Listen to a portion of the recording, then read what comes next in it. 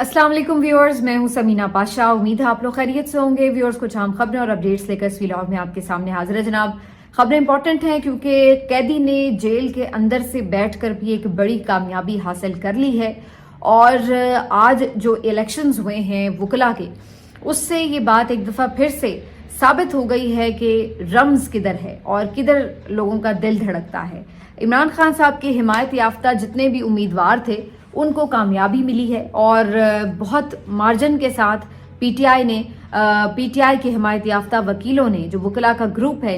इन्होंने मुख्तलिफ बार्स के इलेक्शंस में कामयाबी हासिल की। इसकी डिटेल आपको बताते हैं और इसका थोड़ा जायजा भी लेंगे कि इसकी वजूहात क्या थी और इसका आने वाले दिनों में क्या फर्क पड़ सकता है, क्या असरात हो सकते हैं, इसके ऊपर भी बात करेंगे। इसके साथ साथ जी एक खबर है आपके साथ शेयर करेंगे सेनेटर एजाज चौधरी से मुताल्लिक, जिनकी तबीयत काफी ज्यादा खराब बताई जा रही है और बड़ी परेशान कुन खबरें उनके हवाले से आ रही है। अल्लाह ताला उनको सेहत दें। इससे मुताल्लिक भी बात करेंगे। महर शराफत की जो ट्वीट थी उसके ऊपर काफी शोर भी मचा और उसके बाद फिर जो मुख्तलिफ जराए अब खबरें दे रहे हैं उसके मुताबिक तो जाहिर महर शराफत की जो ट्वीट है उसको किसी और ने भी उनके अलावा इंडोर्स नहीं किया है, तो इसके ऊपर भी थोड़ी आपको तफसीलात बताएंगे और फिर आखिर में आपको बताएंगे कि आने वाले दिनों में क्या मुश्किलात हुकूमत के लिए बैरून मुल्क से हो सकती हैं, तो इससे भी जुड़ी कुछ खबरें आपके साथ शेयर करेंगे। आपसे रिक्वेस्ट है कि चैनल को सब्सक्राइब कर लें अगर अभी तक सब्सक्राइब नहीं किया। तो बात का आगाज आज करते हैं जी एक बड़ी कामयाबी से जो आज पाकिस्तान तहरीक इंसाफ के हिमायत याफ्ता उम्मीदवारों को मिली है।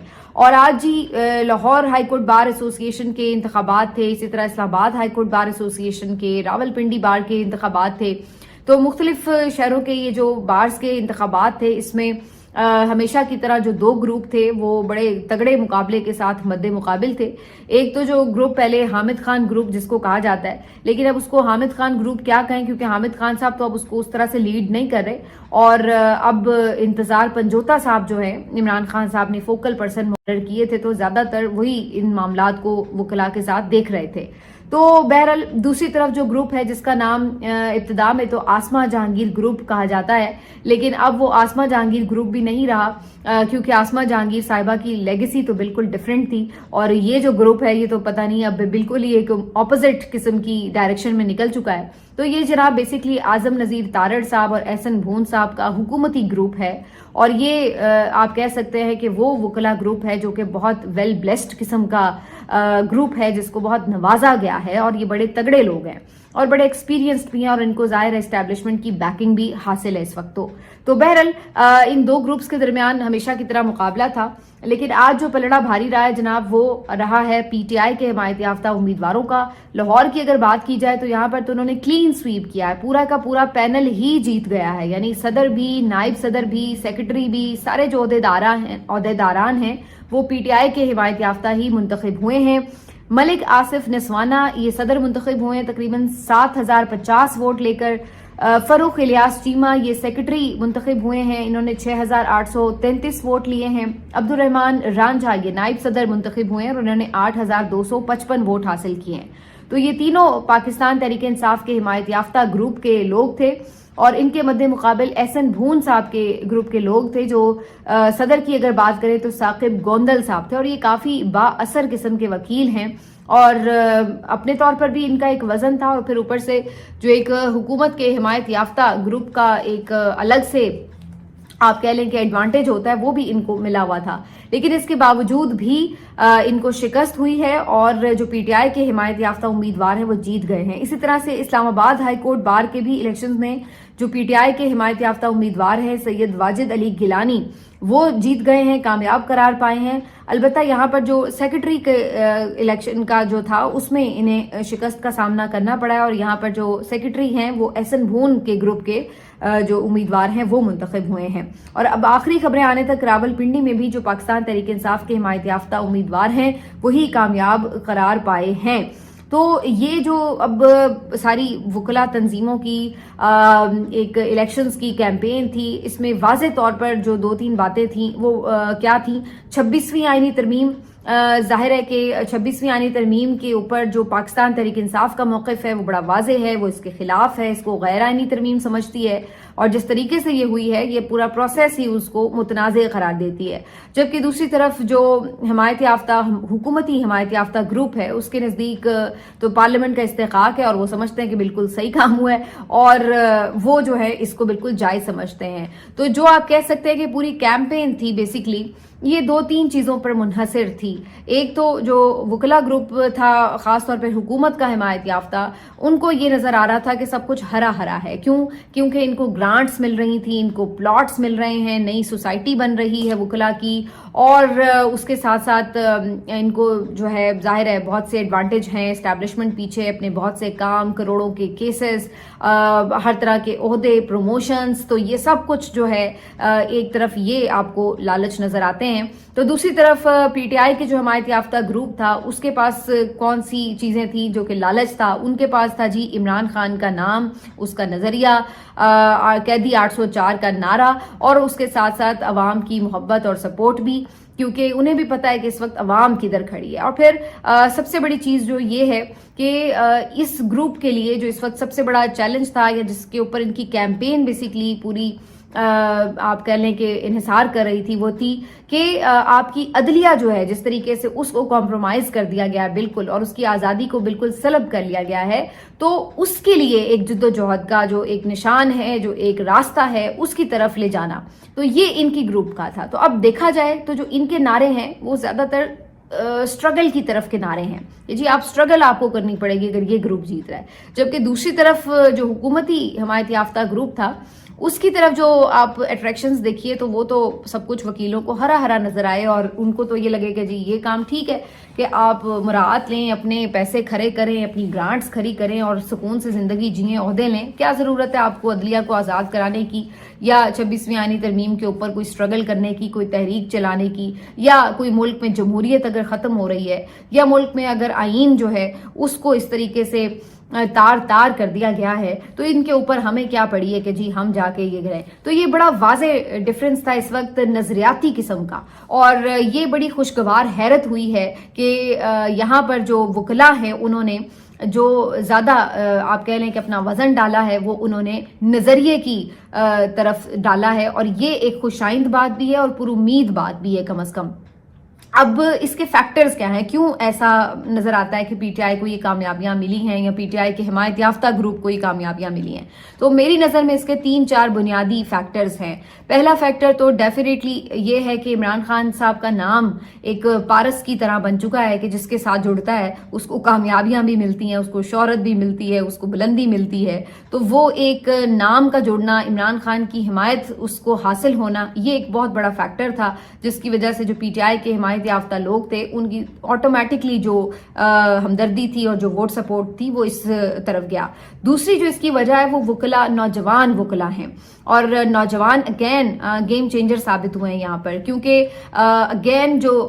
آپ کی یوتھ ہے اس کا جو پورا سینٹیمنٹ ہے وہ آپ کو پتا ہے کہ پی ٹی آئی اور عمران خان کے ساتھ ہے. تو اب اس دفعہ ہر سال ظاہر ہے کہ نئے جو وکلا ہیں وہ انرولڈ ہوتے ہیں، رجسٹرڈ ہوتے ہیں، تو اس میں جو ہر دفعہ نیا نوجوان وکیل آتا ہے، شامل ہوتا ہے، وہ آٹومیٹکلی جو ہے اس کا رجحان وہ آپ کو پتا ہے پی ٹی آئی کی طرف ہے. تو اس دفعہ یہ جو نئے رجسٹرڈ وکلا ہیں اور جو نئے آپ کہہ لیں کہ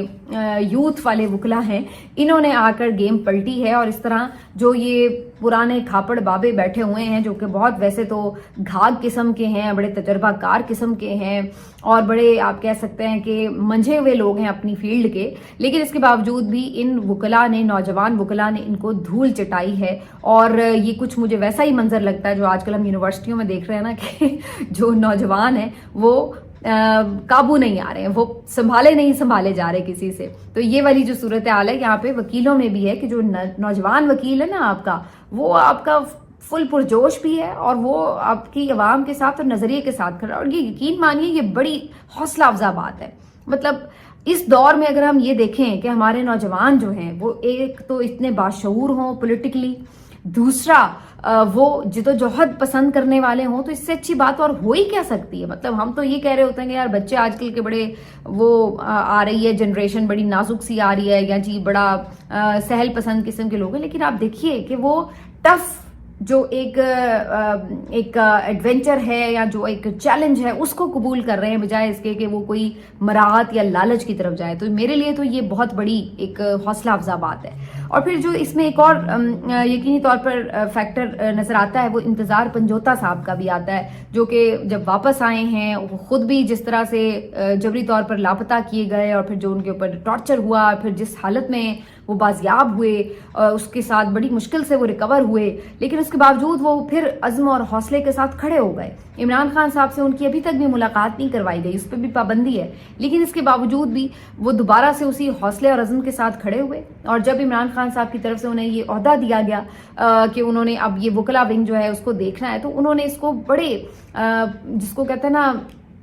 پوری محنت اور جاں فشانی کے ساتھ اس کو قبول کیا چیلنج کو, اور پھر انہوں نے پہلے ہی اپنے امتحان میں ڈیلیور کر کے دیا ہے. پہلا ہی جو ان کا امتحان تھا اس میں کامیاب قرار پائے. تو جو تیسرا اہم فیکٹر تھا وہ یقینی طور پر انتظار پنجوتا کا تھا, ان کو یہ کریڈٹ جاتا ہے. تو بہرحال جی آج جو منظر تھے یہ بھی بڑے دلچسپ تھے دیکھنے والے. مطلب آج جو جوش تھا, جو آج نعرے تھے, جو آج ایک اکٹھ تھا وکلا کا, وہ یقینی طور پر آنے والے دنوں میں حکومت کے لیے ایک خطرے کی گھنٹیاں ضرور بجا رہا ہے. وجہ یہ ہے کہ جس انداز سے آج وکلا نے اپنا رسپانس دیا ہے, اب یہ صرف آج کی حد تک تھا, نعرے بازی کی حد تک تھا, جیتنے کے لیے تھا, یا آگے بھی اس کو لے کے چلنا ہے, یہ تو بہرحال ابھی آنے والے دنوں میں پتہ چلے گا. لیکن بہرحال آج جو منظر تھے ہر طرف ایسے لگ رہا تھا کہ قیدی 804 ایک دفعہ پھر دفعہ نافذ ہو چکی ہے 804, اور وہی جو نعرے ہمیں اور روایتی جوش جذبہ عمران خان کی رہائی کا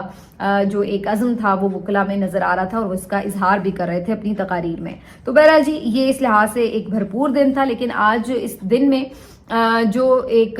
تھرتھلی مچائی وہ مہر شرافت صاحب کی ٹویٹ کی تھی, جس کے بارے میں میں نے آپ سے پچھلے ولاگ میں ذکر بھی کیا, اور انہوں نے بتایا کہ جی بڑے برے حالات میں عمران خان صاحب کو رکھا گیا ہے, اور ان کی جیل سے متعلق انہوں نے بڑی خوفناک اور تشویشناک قسم کی خبریں دیں. لیکن اس خبر کے چند ہی گھنٹوں کے اندر مختلف جو ذرائع پی ٹی آئی والوں نے بھی اپنے دوڑائے, تو ان میں سے کوئی بھی اور پی ٹی آئی کا بندہ ان کے ساتھ کھڑا نظر نہیں آیا کہ یہ درست بات کہہ رہے ہیں, یا ان کے بھی سورسز نے ایسی کوئی بات ملتی جلتی کنفرم نہیں کی, بلکہ ہر طرف سے اس کی تردید ہوتی نظر آئی. فائزہ مراد صاحبہ نے کہا کہ جو عمران خان صاحب کی بہنیں ہیں ان سے بات ہوئی ہے, انہوں نے کہا کہ ایسی کوئی خبر ہم تک نہیں پہنچی, اور نہ کوئی اس طرح کی چیزیں جو ہیں وہ انکنفرمڈ جو خبریں ہیں وہ پھیلانی بھی نہیں چاہیے, اور یہ کون سے سورسز ہیں جو انہیں بتا رہے ہیں اور اس کا مقصد کیا ہو سکتا ہے. تو اس طرح کی چیزیں پھیلا کے لوگوں میں تشویش نہیں پھیلانی چاہیے. اسی طرح سے جو دیگر پی ٹی آئی کے رسپانسبل لوگ ہیں, شیخ وقاص اکرم ہیں, ان کی طرف سے بھی ڈینائل ہی آیا, اور انہوں نے کہا کہ جو ان کی جتنی کیپیسٹی تھی انہوں نے اپنے مطابق بھی چیزوں کو سرچ آؤٹ کیا, اور وہ بھی اس نتیجے پہ پہنچے کہ اس طرح کی سچویشن نہیں ہے جو کہ مہر شرافت علی بتا رہے ہیں. بہرحال انہوں نے کہا کہ ہم ظاہر ہے اس کے اوپر دیکھ رہے ہیں, اور اگر کچھ اس طرح میں پتہ چلتا ہے تو فوری طور پر اس کے اوپر ہم رسپانس دیں گے. اور پھر ہر طرف سے تقریباً یہی سمجھ میں آیا کہ مہر شرافت علی صاحب کو جس نے بھی بتایا ہے یا انہوں نے جیسے بھی یہ ٹویٹ کیے, بہرحال یہ شاید کوئی اس طرح کی حقائق پر مبنی ٹویٹ نہیں تھی. اور فیصل چودھری صاحب جو عمران خان صاحب کے وکیل ہیں, انہوں نے پھر ایک اور ٹویٹ کیا, اور انہوں نے یہ کہا کہ آج عمران خان صاحب کی ان کے بیٹوں سے بھی بات چیت کروا دی گئی ہے فون کے اوپر, اور ان کے حالات جس طرح کے بتائے جانے اس طرح کی کوئی بات نہیں ہے. جیل میں باقی چیزیں جو ہیں وہ نارمل اور روٹین کے مطابق ہی چل رہی ہیں. تو فیصل فرید صاحب نے یہ اس کے اوپر ایک کنفرمیشن کی ٹویٹ بھی کی, جس سے سب کو تھوڑا حوصلہ بھی ہوا. لیکن یہاں پر میرے لیے ایز اے جرنلسٹ یہ بات بڑی حیران کن ہے کہ بشرا بی بی سے ملاقات ہو یا بیٹوں سے فون پر بات چیت ہو, یہ تو جب نارملی ملاقاتیں ہو بھی رہی تھیں اس وقت بھی یہ دونوں کام نہیں ہو رہے تھے. تو اب کیسے اس بات پہ یقین کر لیا جائے کہ اب جب کہ ایک سختی کی ہوئی ہے اور عمران خان صاحب کی ملاقاتوں پر پابندی لگائی ہوئی ہے, وہاں پر وہ کام بھی وہ کر ڈالیں گے جو کہ اس سے پہلے وہ نہیں کر رہے تھے. تو یہ تھوڑا سا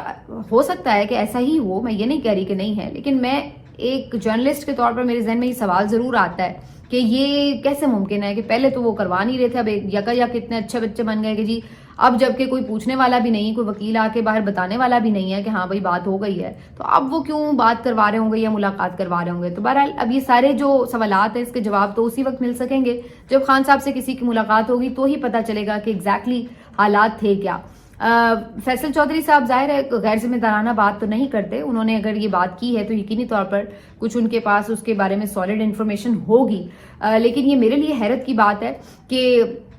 जिन्होंने ये बात करवाई है, फिर उसके पीछे मकासद क्या है। अगर वो नॉर्मल चीज़ों को लेके चल रहे थे तो फिर पाबंदी लगाने का क्या मकसद था, फिर इमरान खान साहब से मुलाकातों को क्यों रोका गया है। तो ये बहरहाल एक सवाल फिर अपनी जगह रहता है, क्योंकि अभी अगर देखा जाए अगर कोई रिएक्शन है तो रिएक्शन तो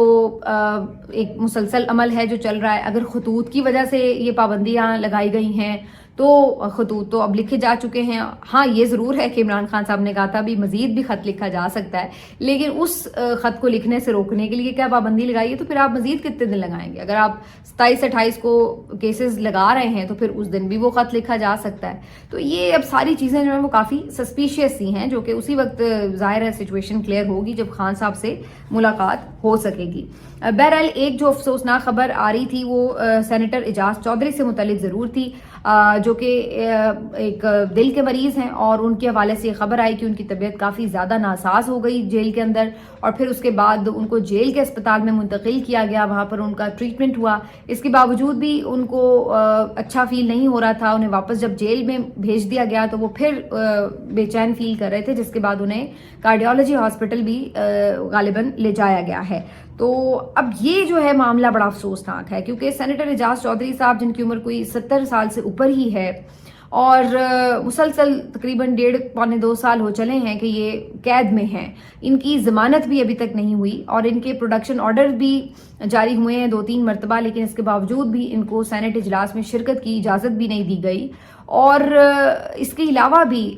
मतलब इन लोगों की मुसलसल जेल में बार बार तबीयत भी ख़राब हुई है, इसके बावजूद भी इनको कोई रिलीफ नहीं दिया गया। हालांकि 1.5-2 साल में ज़मानत हो जाना इससे पहले ही हो जाया करती है, इतना कोई बड़ा इशू नहीं होता ज़मानत ना मिलना कि भाई इतने साल ही आपके गुजर जाएं और जी ज़मानत ही नहीं हो रही। तो बहुत ही अफसोसनाक बात है, सीधा सीधा पॉलिटिकल विक्टिमाइजेशन का केस है। और ये वो लोग कर रहे हैं कि जो खुद मतलब जेलों में जाते हैं तो एक महीने के बाद सब के सब बिस्तरों में पड़े होते हैं, अस्पतालों में पड़े होते हैं कि जनाब हमसे तो नई जेल काटी जा रही, हमें तो ये हो गया, हमें तो वो हो गया। खुद ये इस तरह की फेवर्स लेते रहे हैं। आधा टाइम ये लोग जेलों में गुजारते हैं तो आधा टाइम ये लोग अस्पतालों में गुजारते हैं। और दूसरी तरफ आप अंदाज़ा लगाइए कि ये अपने जो सियासी मुखालिफिन हैं उनके लिए किस कदर जालिम बने हुए हैं कि उनको ये इलाज मुआवजे की सहूलतें भी आसानी से नहीं देते। चाहे वो आप देख लें जब परवेज़ इलाही साहब भी जेल में थे तब भी उनसे मुतालिक भी इसी तरह की चीज़ें थी, उनको भी बड़ी मुश्किलात का सामना करना पड़ा था, उन्हें चोट भी लगी, फिर भी उन्हें उस तरह से ट्रीटमेंट नहीं दिया जा रहा था। इमरान खान साहब का चेकअप हो तो पूरा एक महाज होता है जिसको सर करके उन तक उनके मालिज को पहुंचाया जाता है। ये भी एक मुसीबत बन जाती है बात कि कैसे इजाज़त होगी, कैसे मिलवाया जाएगा। और इसी तरीके से यास्मीन राशिद साहिबा हैं, वो भी आपको पता है कि ओल्ड एज में हैं, कैंसर सर्वाइवर हैं, और उसके बावजूद भी उनको भी खातून भी हैं, इसके बावजूद भी उनके साथ इस किस्म का रवैया है। तो ये सब हो रहा है, और ये सब उस वक्त हो रहा है जब एक चीफ जस्टिस जो है लाहौर की वो भी खातून है, और सो कॉल्ड नाम नहाद जाली ही सही लेकिन वज़ीर आला भी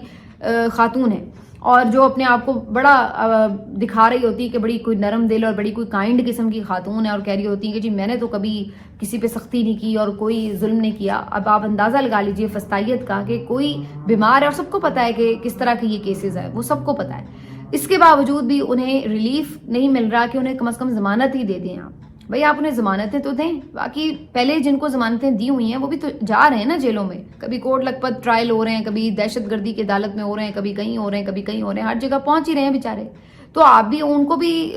ज़मानत दे दें, वो भी पहुंचते रहेंगे। उनको जेलों में बंद करके आपने मुसलसल क्या करना है। तो ये जो फस्तायत का मुजाहरा है ये आप अंदाज़ा लगा लीजिए कि किस लेवल का है। तो ये बहुत ही तशवीशनाक बात है। खुदा न खास्ता अगर उनकी तबीयत ज़्यादा बिगड़ती है, कोई नुकसान होता है उनकी जान को, तो फिर आप अंदाज़ा लगाइए कि उसका वजन सारा किसके ऊपर होगा, कौन उसका जिम्मेदार बनेगा। तो कितना आपने जुल्म करना है, और कहाँ आपने क्या खुद अपनी कब्रों में नहीं जाना। ये हैरानी होती है कि ये लोग बिल्कुल भूल चुके हैं कि इन्होंने भी मरना है, या ये बिल्कुल ही अपने आप को लाफानी किरदार समझने लग गए हैं कि ये कोई खुदा बन बैठे हैं कि जिनको मौत नहीं आनी है। तो ये किस तरह की सोच है, और ये कैसी इनकी मतलब है कि इंतकाम का एक अंधा जुनून है जो कि किसी ख़त्म होने में ही नहीं आ रहा, जो एक सिलसिला है जो कि किसी जगह पे उनको आग जो अंदर लगी हुई है वो ठंडी ही नहीं हो रही। तो ये बिल्कुल ना समझ में आने वाली चीज़ है। ये तो कोई जहनी बीमारी किस्म की कैफियत है जो मुझे इस वक्त लगता है اس رجیم کے ٹاپرز کے اوپر جو ہے وہ بنی ہوئی ہے. آخر میں جی میں صرف آپ کے ساتھ یہ شیئر کر دوں, آج ارشد شریف شہید صاحب کی بھی سالگرہ تھی اور دل بہت سارا دن اداس رہا, کیونکہ ان کی مختلف ویڈیوز اور تصاویر ظاہر ہر کوئی انہیں ٹریبیوٹ پیش کر رہا تھا, اور دل میرا بہت اداس ہو رہا تھا بار بار دیکھ کر کہ یہ عمر نہیں تھی ان کی جانے کی, لیکن وہ بھی اسی طرح کی ایک فسطائیت کا شکار ہوئے, اسی طرح ظلم کا شکار ہوئے. اور پھر اس کے بعد ہم نے دیکھا کہ اب صرف ان کی یادیں رہ گئی ہیں, لیکن ان کا نظریہ باقی ہے, جو سب سے امپورٹنٹ بات ہے. میں آج یہ سوچ رہی تھی کہ میں یا میرے جیسے بہت سے نوجوان صحافی, اب آپ دیکھیے اندازہ لگائیے کہ بالکل سینیریو چینج ہو گیا ہوا ہے نا. کس طرح کہ وہ بڑے بڑے نام جو پہلے آپ کو کریڈیبل جرنلسٹ لگتے تھے اور آپ ان کو سنتے تھے, ان کی ریٹنگز تھیں, ان کی ویورشپس تھی, ان کا ایک قد تھا, اب آپ دیکھیے کہ وہ کہیں ایگزسٹ ہی نہیں کرتے. وہ کیا بن چکے ہوئے ہیں؟ وہ صرف مذاق بن چکے ہوئے ہیں یا پھر لوگوں کی گالم گلوچ کا نشانہ بن چکے ہوئے ہیں. کوئی ان کی کریڈیبلٹی نہیں لگی. لوگ ان کی پرانی جو ان کے الیکشن سے پہلے کے تجزیے ہیں وہ اٹھا کے لگاتے ہیں ٹویٹر کے اوپر, اور ان کو منہ چڑھاتے ہیں کہ یہ آپ لوگ بولا کرتے تھے, نام نہاد سینئر لوگ. ان کی پرانی ٹویٹس ہیں وہ لوگ لگا کے انہیں احساس دلا رہے ہیں کہ یہ ہے آپ لوگوں کے تجزیے, جو آپ صرف کسی کی خواہش کے مطابق لکھ دیتے تھے. کیونکہ جو گراؤنڈ ریئلٹی تھی وہ تو جو نوجوان آپ کا ڈیجیٹل صحافی تھا وہ بتا رہا تھا کہ عوام کدھر کھڑی ہے. تو یہ بالکل سینیریو ہی چینج ہو گیا. اور یہ ارشد شریف شہید صاحب نے جو راستہ دکھایا ہے, انہوں نے تو اپنی جان اس میں دے دی ہے. اپنی شہادت سے انہوں نے جو ایک شمع روشن کی ہے وہ ہم جیسے بہت سارے نوجوان صحافیوں کے لیے مشعل راہ بن چکی ہے. ہمیں اگر کہیں کوئی ایمبیگوئٹی بھی تھی نا, کوئی کنفیوژن بھی تھی کہ شاید کہیں ان کی بات میں بھی کوئی دم ہوگا, شاید کبھی اس طرف بھی ہم سوچ لے ہوں, تو وہ کنفیوژن بھی انہوں نے دور کر دی. اتنی کلیئرٹی سے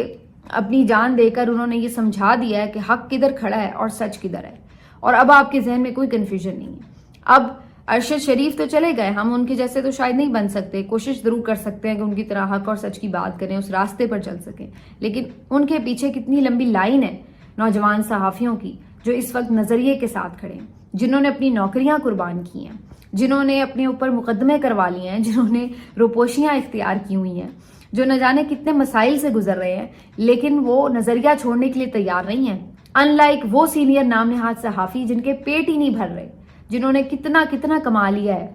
ٹاؤٹ گیریاں کر کے اور یہ نام نہاد سیاسیوں خاندانوں کی نوکریاں کر کے, پھر بھی ان کا پیٹ نہیں بھر رہا ہے.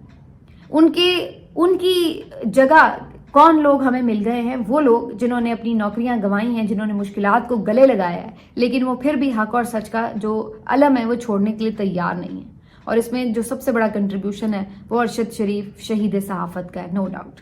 اللہ تعالیٰ ان کو کروٹ جنت نصیب کرے. آج بھی وہ تکلیف دہ دن یاد آتا ہے کہ جب ان کی شہادت کی خبر ملی تھی